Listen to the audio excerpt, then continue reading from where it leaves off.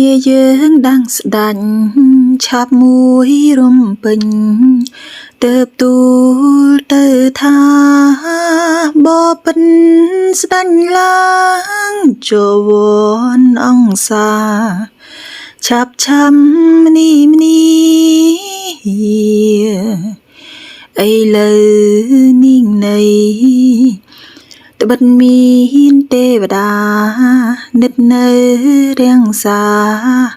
លើដើមព្រះជ្រៃខឹងថានឹងស្ដាច់និយាយហើយនៃផ្ទុំលួងវឹងវៃស្ងៀមស្ងាត់ភាសាខ្ញុំចាំស្ដាច់ផ្ទុំរលាវទៅខ្ញុំឮពាក្យទេវតាស្ដាច់ស្ដាំ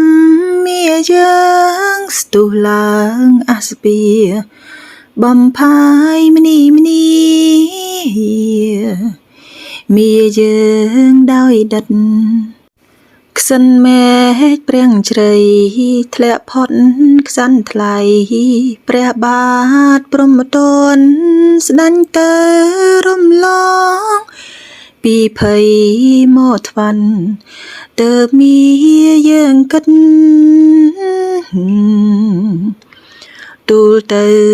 ទៀនថាបបិនព្រាំងភូធររាជអីសូនេះឯងមួយគ្រាមួយទៀតខ្ញុំឮពីអង្គទេវតាថាដល់សីមាព្រះអង្គនាយនោះនឹងកាច់ខ្លោងទ្វាសង្កត់ភូបាវឹងវិញទៀនសោ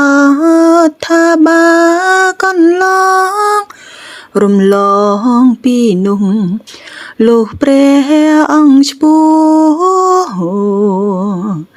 ចូលក្នុងបន្ទុំនឹងប្រាកាលាជាពួងហេងមីខំខ្សាត់ឧត្តម